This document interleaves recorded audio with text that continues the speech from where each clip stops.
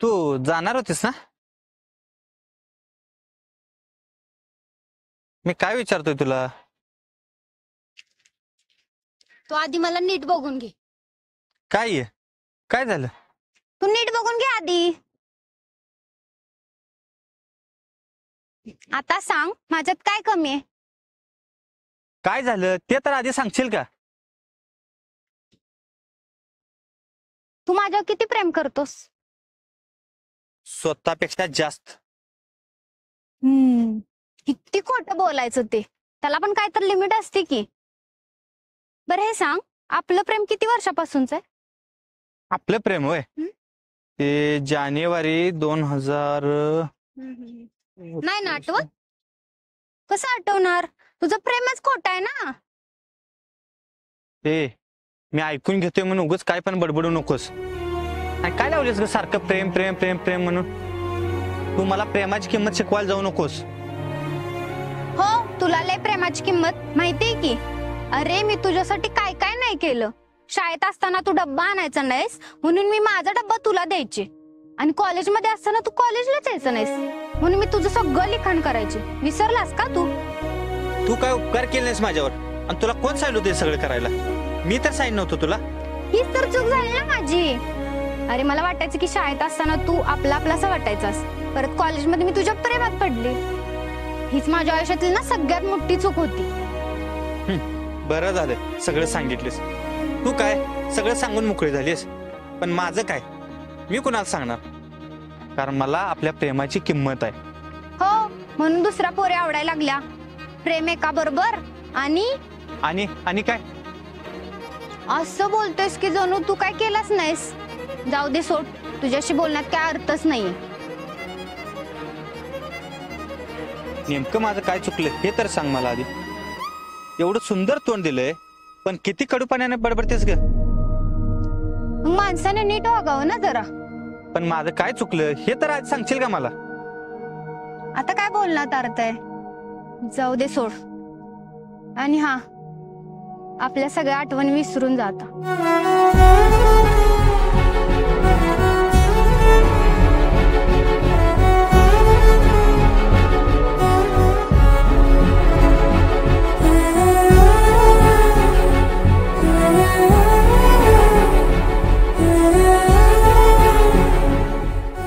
Hello. हा लाईटवाले. हा अहो नाही, आज भरतो बिल. अहो कशाला एक दिवसासाठी तोडताय? अहो भरतो की. हा हा हा, ओके चालतंय की. हा नमस्कार. हा नमस्कार आबा, नमस्कार. अहो काय झालं, पुढचा निरोपच दिला नाही तुम्ही? हो, पोरग्यानं काय सांगितलं, होय किंवा नाही सांगितलं मी तुम्हाला कळवते की. हा त्याला तुमचं कसं झालंय माहितीये काय, रात्र थोड्यान सोंग फार झाल्यात. त्याच्या आईला पुरगी बघताना कसं मागं लागत होता, पुरगी बघायला जाऊया, पुरगी बघायला जाऊया, आणि एकदम चांगली पुरगी हुडकून दाखवली तुम्हासनी, आणि निरोप द्यायला तयार नाही तुम्ही. कसं करायचं मी? अहो, देणार की हो. सागर एकदा सांगितलं का नाही, होय किंवा नाही तुम्हाला लगेच कळवतो. अहो, पोरगी पसंत आहे ना खरं तुम्हासनी? अहो, पोरगी पसंत आहे आणि आमच्या पाहुण्याला पण पसंत पडल्या. मग कशात अडले? अहो, सागरचं म्हणणं कळायला पाहिजे ना, त्याशिवाय कसं निर्णय घेणार आम्ही? अहो कसं झाले माहितीये काय, तिकडून मला सारखं सारखं फोन यालाय, अहो तुमच्या स्थळाचं काय झालं, तुमच्या स्थळाचं काय झालं. यायला मला कळ नसतं नकार देऊ का होकार देऊ. कसं झालंय माहितीये काय, आपल्यापेक्षा चांगली स्थळ आल्या त्यांना. मग मी आज बघणार बघा, नाही त्यांना सांगणार काय करायचं ते करा म्हणून तुम्ही. आजचा एक दिवस वाट बघा. आज संध्याकाळी कसल्या पैसे त्याला विचारतो आणि त्याचं फायनल का नाही, होय किंवा नाही विचारूनच टाकतो आज. आणि रात्री तुम्हाला कसल्या पैसे फोन करतो. एकदा एकदा विषय पूर्णपणे होऊ देत. काय मला वाटतंय की नाही, आबा तुम्ही पोराकडे जरा नीट लक्ष द्या. त्याचं काय तर लपड बाहेर चालू आहे काय, त्याशिवाय असं येऊ टोलवणार नाही. इथं आपण मरमर मरायचं, पोरगी बघायची त्याच्यासाठी, आणि तो तिसरीला घेऊन पळून जायचा, असं व्हायला नको. हे नाही नाही, तसं काही करणार नाही. पोरग्यावर पूर्ण विश्वास आहे माझा. असली वाईट गोष्ट करणारच नाही देऊ. याला मग का वेळ करलाय? बरं ठीक आहे, मला आज संध्याकाळी पण सांगा. बरं तेवढं 2000 मारता काय? अहो, लग्न तर होऊ दे की. अहो ठरले ना त्यातलं मारा की 2000 ऍडव्हान्स. ठरले मान्य आहे आम्हाला, पण झाल्यावर देतोय तुम्हाला सगळेच पैसे देतो, काय ठेवत नाही शिल्लक. जरा अडचण आहे हो, म्हणून मागाली. ठीक आहे, अडचण आहे म्हणताय ना व. 2000 काय होणार नाही, 1000 रुपये पाठवतो. बरं बरं चालते. शेवटला 030316 माहितीये ना? अहो, तुमचं ते 0303 तोंडपाठ झाले राव आमच्या. तेवढं मारा लगेच मग पाड झाली तर सांगतो तुम्हाला संध्याकाळी. सांगा, त्याच्या आधी पैसे पण मारा. बरोबर. हा ओके. तर लाईट बिलाची जुळणी झाली, आणि कोण गावते का बा 1-2000 साठी.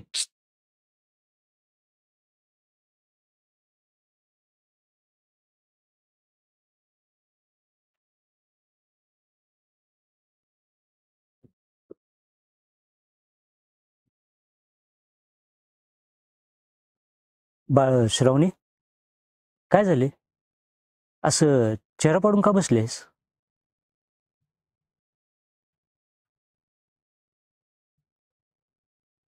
तुझ्या चुकीमुळे लग्नाचं स्थळ गेलं म्हणून तू नाराज तर नाहीस ना?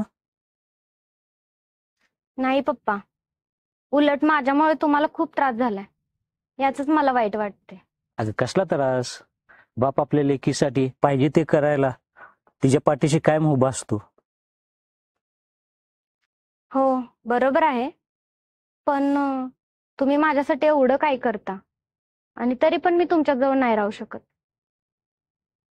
बर श्रावणी बाळ, तू केव्हा निघणार आहेस? मी उद्या जाणार आहे. मग एक काम कर, फ्रेश हो आणि तू मंदिरात जाऊन ये, म्हणजे तेवढंच तुझ्या मनाला शांती मिळेल. हो जाणार आहे की थोड्या वेळाने. बरं एक विचारू का? हा बोला की. तुझ्यासाठी दुसरं लग्नाचं स्थळ शोधायला सुरुवात करू का?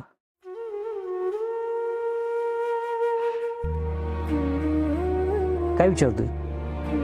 हो ठीक आहे, शोधा.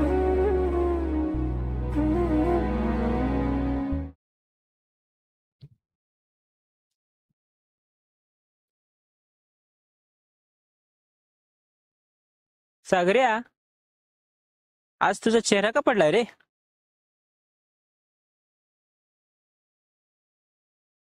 अरे काय विचारतोय मी तुला? मी इतका वाईट आहे का रे? काय झालं सांगशील? मला कधी कधी वाटतं ह्या सगळ्या गोष्टी सोडून कुठतर लांब जावं आणि आरामात राहावं.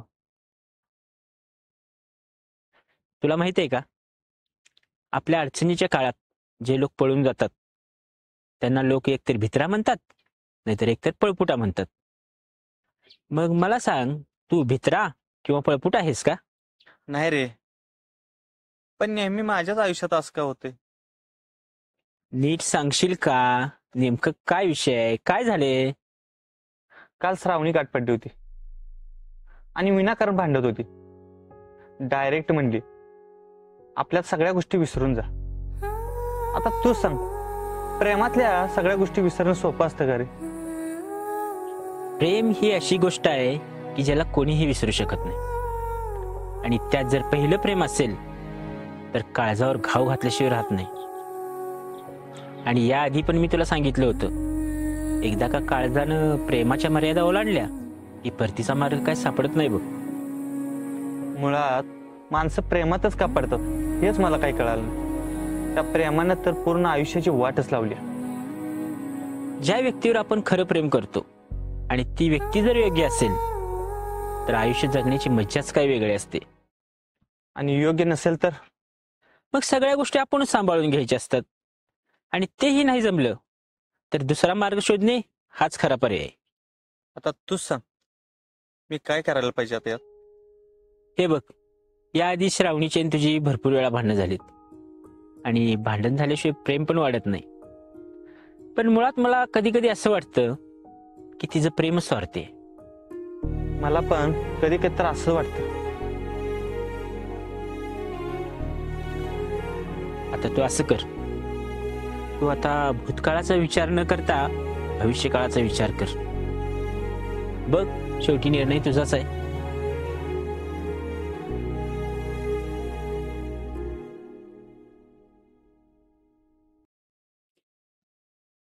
अरे, मंदिरात आल्यास म्हणजे उद्या पुण्यात जाणार आहेस वाटतं.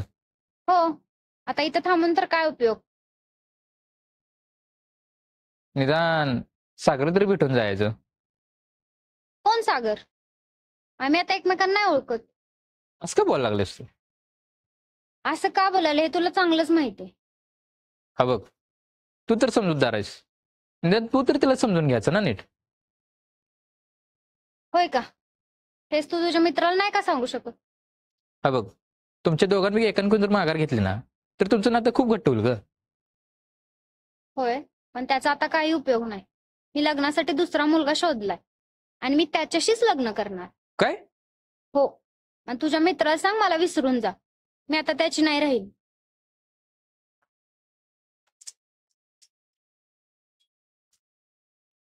सागर, आणि शांत वातावरणामध्ये की नाही मन मोकळेपणाने गप्पा मारा वाटते बघ. आणि जर तू असलास का नाही असा इतका आनंद होतोय बघ, काय सांगताच येत नाही. पुण्याला गेल्यापासून का नाही असे गप्पाच मारता येते तू. पण असू दे, आता आपण दोघं एकत्र आलो. हं? अरे तुला सांगायचं की राहिलं बघ, मध्यस्थी भेटलो होतो. काय म्हणत होता? अरे तो म्हणत होता ते स्थळ बघून आल्यापासून तुमचा होकार आहे का नकार आहे काय सांगितलं नाही. मग तुम्ही काय म्हणला त्याला? अरे त्याला सांगितलं सागरला विचारतो आणि तुम्हाला कळवतो. पण तुला एक विचारू का? हा बोला की आबा. तुला कसं टेन्शन वगैरे आहे का? काय अडचण आहे का? तसं काय नाही हो आबा. अरे मग मुलगी जर तुला पसंत नसेल तर तसं सांग मला, मी त्यांना तसं कळवतो. हा पण लग्न हे का नाही आयुष्यात एकदाच होतं. आणि जर व्यवस्थित जर निर्णय घेतला नाही तर पश्चाताप करण्याची वेळ येते बघ. त्यामुळे जो काही निर्णय घेशील का नाही तू विचारपूर्वक घे. मला मुलगी पसंत नाही असं तर काही नाही, पण मला जरा थोडा वेळ हवाय. अरे पण मग दुसरी मुलगी बघूया का? नको आबा, मला आधीच जॉबचं खूप टेन्शन आहे. त्यात लग्न म्हणलं की जरा जडच चाललंय, त्यामुळे जरा थोडा वेळ हवाय. अरे तुला पाहिजे तेवढा वेळ घे, पण जो काही निर्णय घेशील का नाही तू विचारपूर्वक घे. हा पुन्हा पश्चाताप करण्याची वेळ येऊ देऊ नकोस.